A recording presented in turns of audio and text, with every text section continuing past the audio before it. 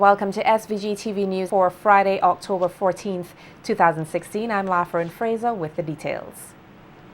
A call has been made for the authorities to take a more proactive approach in ensuring the health and safety of students attending the new Adelphi Secondary School.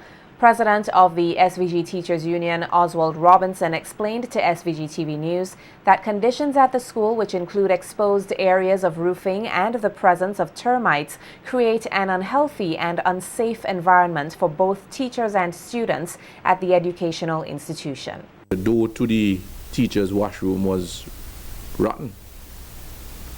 We saw a desk there which were completely destroyed by termites.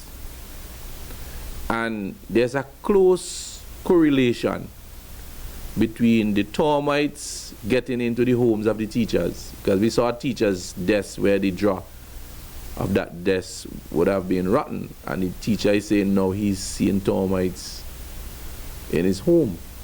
And you know, teachers have to take books from students and other materials to take home to continue to do their work.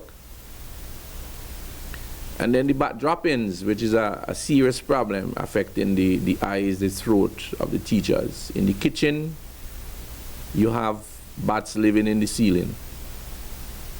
And you know, these contaminants could get into people's food. Robinson said representatives of the Teachers Union have already met with the Ministry of Education in charting a way forward, with the ministry taking the recommendation to relocate the school's computer lab to a healthier environment. However, he noted that more must be done for the health and safety of all students. So we don't want the students to be lagging behind. We were told that the computer labs were placed at the Bible Learning Resource Center, which is good. But computers can get sick. You know, we had to look at the most important factor, which is the human factor. The safety and the health of our teachers. The same way you could remove the computers and put them at a learning resource center. We are saying that the teachers need to be relocated somewhere. And if you don't have the space in Bible to relocate the entire school population, you give priority to the, like say, the Form 5 students who are preparing for CXE. You know, because this is critical. It's important that the instructional time is retained. The Teachers Union president further noted that they have given the Ministry of Education an ultimatum to rectify the issues present at the school soonest, noting that the union is prepared to take action if the issues are not addressed. And the General Council, which is the second level leadership of the union that would give advice to the executive, met, we deliberated, and the General Council advised to give the Ministry of Education 1 week. That's the ultimatum. So tomorrow, Friday, is the deadline. So if by tomorrow nothing has been done in terms of the safety and the health of the teachers and the students at the New Adelphi Secondary School, come Monday, the next week, the Teachers Union, well, we are already in high gear. We have been putting the teachers on alert, because we are going to take some form of action. We don't know what kind of action it will be yet, but for sure, the Industrial Relations Officer has been instructed to contact the teachers at the school to inform them of the next step. Providing an avenue for students at the primary level to expose and sharpen their reading skills, Courts SVG Limited, in collaboration with the Ministry of Education today, Friday, October 14th, hosted the local leg of the Courts OECS reading competition. The event saw 7 finalists competing for the chance to represent SVG in the regional finals of the competition to be held in St. Kitts and Nevis. We hear more in this report from Nikita Tony. 7 primary school students were today, Friday, October 14th, given the opportunity to showcase their reading skills as finalists in the local leg of the 8th annual Courts OECS reading competition, held in collaboration with the Ministry of Education at the Peace Memorial Hall. Noting that not enough emphasis is being placed on having students read aloud, Senior Education Officer for Primary Schools, Yvette Antwine, thanked all partners for seeing it fit to invest in the enhancement of the reading skills of the nation's youth. Reading aloud enhances fluency, strengthens comprehension, and help struggling readers. the Ministry of Education thanks courts for recognizing the importance of reading and ensuring the continuance with activities such as this one. This competition has provided us with the privilege of showcasing the abilities of our students and promoting the efforts of our hard-working primary school teachers. Thank you, teachers, for your hard work. The ministry applauds you.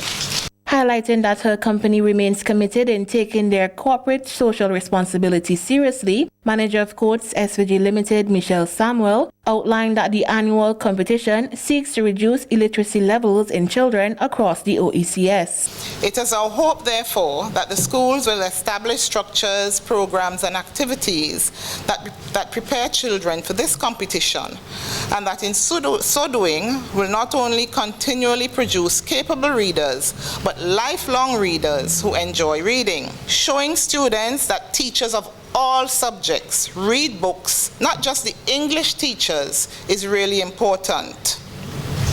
So I would like to encourage the teachers to get creative and undertake activities in your classrooms. All teachers, not just the English teachers, undertake activities in your classroom to encourage reading.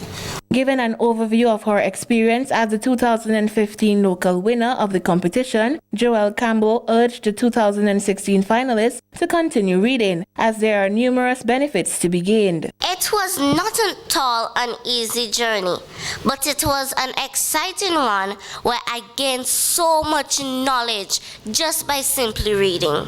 Let me congratulate all the finalists in this year's competition. You should all feel proud of yourselves for being the best reader in your age group at your school, in your zones, and the very best in the entire country for your age group. Taking the top position in the 2016 competition was Kaylee Robertson of the Stubbs Primary School, who was also adjudged the best reader in the narrative reading category. The gardener became angrier and shouted again, "For a whole year I have taken care of these trees. You have no right to take the fruits without my permission, so come down at once." Second place and the best reader in the news item category went to Cage Cruikshank of the Kingston Preparatory School, while the third place winner went to Windsor Primary's Azaria Comajong. The other finalists were Leah Millington of the Spring Village Methodist School, Jonille Stowe of the Lodge Village Government, Ariana Chambers representing the Mary Hutchinson Primary, and Naima Richards of the Belair Government School. Nikita Tony reporting for SVG-TV News. The New Kingstown Chorale and the late Alfred Hezekiah Hepburn were presented with Lifetime Achievement Awards at the opening ceremony of the 4th Annual Literacy Fair last evening. The event, which was held under the theme Vinci Read and Write, was a collaborative effort by the Vincentian Association of Artists, Writers and Producers and the University of the West Indies Open Campus, St. Vincent. The three-day event was declared open by Minister of Education St. Clair Jimmy Prince. The Lifetime Achievement Award for Music and Choir was presented to the New Kingstown Chorale, while the honor for Carnival Art and Culture was posthumously given to Alfred Hezekiah Hepburn. President of the Vincentian Association of Artists, Writers and Producers, Rene Batiste, says that the organization aims to highlight and encourage the creative works of Vincentians. Batiste, who is the former Minister of Tourism and Culture, also noted that several other awards will be presented, including one for Best Local Television Series. That is why this year our organization decided to add to our Lifetime Achievement Awards in cultural exposition to inaugurate the Best Local Television Series Award, and that will be tomorrow. This organization has as its vision to make all forms of cultural expressions part of the national life of St. Vincent and the Grenadines, and our mission is to create an environment for all our cultural artists, writers, and producers that would allow them to practice, develop, deepen, and share the arts, culture, and heritage of St. Vincent and the Grenadines all over the world. In presenting the award to the Kingstown Chorale, which was started by the late Pat Prescott, Batiste said the organization has been richly contributing to Vincentian culture for 60 years. Pat Prescott of blessed memory was the founder and conductor. Then he passed the baton to Mrs. John Horn. He was the maestro on the piano. I used to revere him and wonder how come he only has 5 fingers on this hand and 5 fingers on this hand, and it sounded as though they were all over the keyboard. The right hand of God is pointing in our land, pointing the way we must go. So crowded is the way, so easily we stray, but we're guided by the right hand of God. The Vincentian Association of Artists, Writers and Producers is pleased to present to the New Kingstown Chorale the Lifetime Achievement Award 2016 in recognition of its 60th anniversary and its contribution to Vincentian music.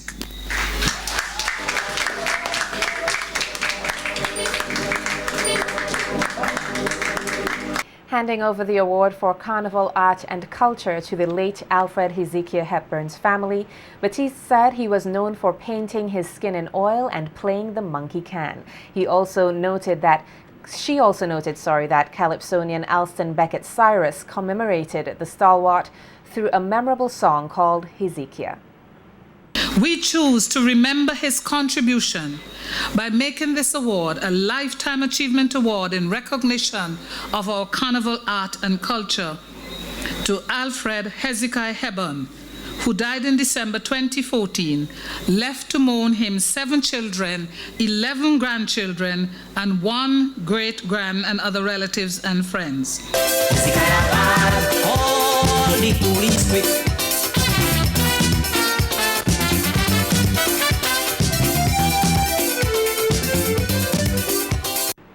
Highlighting various flagship programs being undertaken by his ministry, Minister of National Mobilization Frederick Stevenson, in his address at the 2016 National School Cooperative Award Ceremony, pledged his support in ensuring that all students here are positioned to receive a proper education. Pointing out the issue of poor nutrition among students, Stevenson commended the efforts of the Ministry of Education's school feeding program as well as the Tusty Start Bright Breakfast initiative in ensuring that students get a proper meal at school, noting that as a people, Vincentians must do their part to promote good nutrition among the nation's youth. In all of our communities, there are fruit trees that are available for you to give your children a healthy snack. The issue of non-communicable diseases and diabetes among our children are increasing because of the kinds of things that we give them to drink. The Buster and whatever, and the Chubby and so on. We can give our children healthy snacks. We can bring the fruits to schools so that the teachers and the persons who work in the kitchen can assist in making a healthy fruit, giving some healthy fruit juices to the children. Those are things that we could do as a people. When you drive around St. Vincent and the Grenadines, you see all the mangoes falling on the ground, plum roses falling here, there and everywhere, wax apples and ripe bananas and golden apples. And some of us as parents, we have them right in our backyards. But we do not use them. The minister also made mention of the construction of poultry pens at various schools as another way of lowering the cost of supplies, but also evoking a sense of saving and leadership among students. Just contributed to 2 of the schools in my own constituency, 50 chickens each, broilers. So that as part of the school's feeding program, instead of having to purchase the chicken from the shops, the children have an opportunity, those who are in grade 6 and grade 5 and grade 4, to tend the chicks. They'd get them to cook and eat as part of their meal plan. And then they can sell some to replenish the stock. These are all the things that are happening, you know, for the development and the advancement of the children of our nation. Climate change adaptation continues to be the main focus as this country collaborates with the Food and Agricultural Organization, the FAO, to celebrate World Food Day. Many persons today witnessed and participated in a food exhibition held in capital Kingstown, geared toward the support and maximization of local produce while joining the fight against climate change. The exhibition theme was fittingly structured, "Climate is Changing, Food and Agriculture Must Too." And agriculture instructor and chairman of the National World Food Day Committee 2016, Leroy Jackson, told SVG-TV News that the exhibition is targeted at farmers and farmers groups who are involved in climate-smart agricultural practices. Across the Ministry of Agriculture, these different sectors have been portraying what are some of the innovations, some of the technologies, some of the practices that farmers can now adopt on their farm to enable them to become climate smart agricultural practitioners. And so they can take back home a number of the different technologies that they see, that they themselves can adopt on their farm, and they themselves can innovate as well. We're also hoping that the farmers will learn from the information desk a number of the issues that climate change is addressing and what is St. Vincent and the Grenadines' involvement and how we intend to go forward in addressing climate change impact in St. Vincent and the Grenadines. The agriculture instructor said the World Food Day exhibition saw the participation of several stakeholders throughout SVG, which was encouraging. Also persons from the different agricultural agencies like the Agricultural Inputs Warehouse. We also have from ECGC as a manufacturer. We have a number of other manufacturers here who have come to showcase what their products are, what they are doing in terms of addressing the question of food security and zero hunger here for St. Vincent and the Grenadines. And how effective do you hope this exhibition will be today? Well, from my standpoint, I'm being very confident that the exhibition has met its objective. We have been able to attract quite a large number of our public participants. We have been able to attract a number of non-participating farmers. We have been able to attract a number of persons from the private sector who would come to see what are some of the products that they can also market for the local producers here in St. Vincent and Grenadines. So I think the business houses have a golden opportunity here to come and see what are really the things that we have in St. Vincent that we can use and sell instead of importing from overseas. So we can do quite a lot of import substitution by looking at what are the various products here being displayed here today at the agricultural exhibition. Meanwhile, Jackson said plans are already in place to maximize on next year's events as well as place emphasis on product development in an effort to raise the standards of this country's agricultural produce. We're also looking at product manufacturing. We're also looking at some of the initiatives that can be taken among smallholders who can have access to the Farmer Support Company, and they too can now come and get what is called small grants and funding so that they can do their backyard farming and they can use what they grow in their backyard and add value to it and manufacture it in such a way that it can meet the expectations and demands of the domestic householders. The agriculture instructor is convinced that more can be done in an effort to maximize on local produce.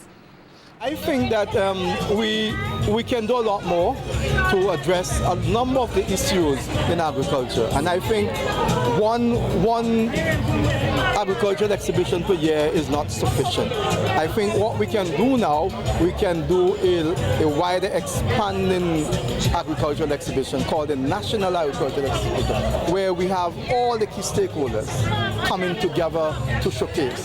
This is just a miniature of what we have in mind. And going forward, I think we can work and negotiate more with the private sectors, our manufacturers, and we can get a lot more of what we're doing on the market, and we can begin to export as a country to other regional islands that can benefit very much from what we're doing here.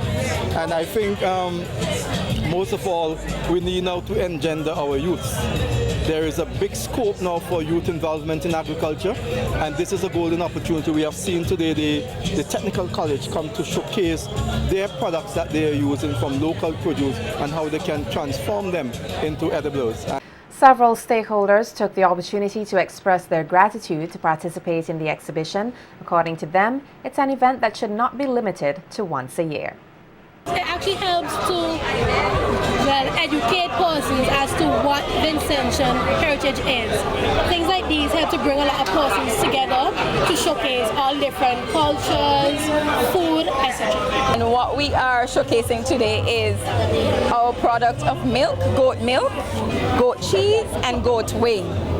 Now, goat milk, principal item, and from goat milk we make the cheese, and as a byproduct of the cheese we get the goat whey. And do you welcome exhibitions of this nature? Oh yes, it's a brilliant way to showcase what is being produced in St. Vincent. It's a brilliant way to sell your product. I mean, it's a brilliant way to bring your product out to the public so that they can taste and savor and become familiar with it. So yes, I definitely believe that this is a worthwhile venture. Okay, this is my private V&H fruits. It is myself, Helen, and Vera Young. This is wax apple, plum rose, and 5 finger. I take and I process it, and then I make the fruit cake and black cake. And right now it's a very good seller, and I would like to introduce it to the country, and so that I can showcase it, that I can, make use of what we have in stock rather than buying imported fruits. You can have your local fruits right here. We are into carrots. We grow carrots, and as you can see here, we do some byproducts with the carrots. We used to make carrot juice, carrot cake, carrot bread, and these are some of the display that we have here today. The response is good. We have a good response from the crowd today. Edo chips, well, it came a bit late because the beet jam is already finished. We have some salsa, so you can try with the Edo chips. We have lime balls made with lime and papaya or papaya, and we have fudge made with white coconut milk. We are doing samples for our project, our business project. I'm doing a seasonal liquor, orange liquor. They are doing jams, guava pepper jam, beet jam. She's doing candied pepper cake, pepper cookie, pepper cupcake.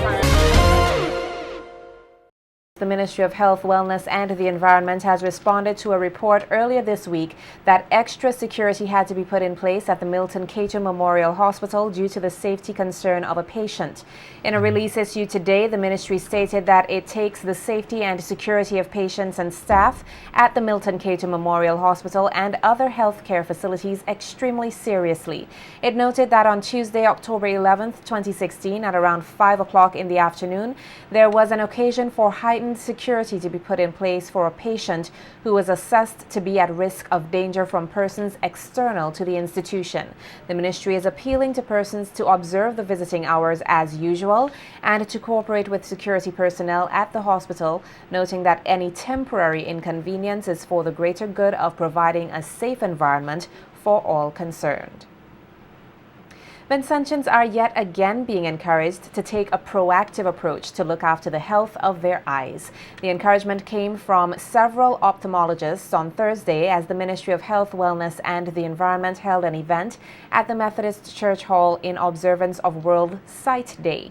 Speaking with SVG-TV News, Dr. Sharice Grant-Ledger, ophthalmologist at the Milton Cato Memorial Hospital, said activity was geared toward creating awareness on visual impairment with a focus on diabetics. Dr. Ledger said persons need to take care of their overall health, which in turn would have a good impact on their sight.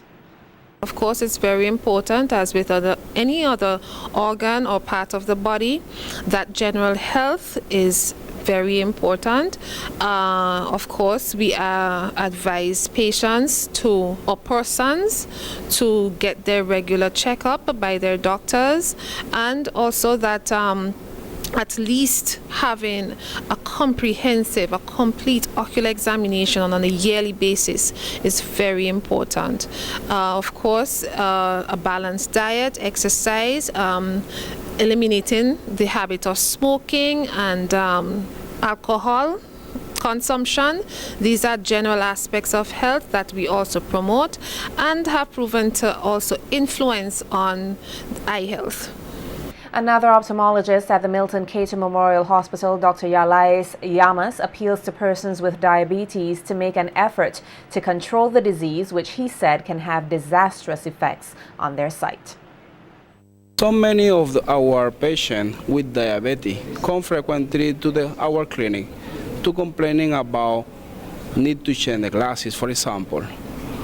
All the diabetic people need to know every time that your sugar in your blood will be high, your vision will be blurry. For that reason, with your sugar high, with your blood sugar on high or on control, we can't do any test for the glasses and give you prescription because you will lose your money, because glasses that you're making with your sugar will be high, that glasses don't work for you. For all the diabetic people, need to have sugar control, normal blood sugar, to do the test of the glasses and then buy the glasses. But all the diabetic people need to have control this illness.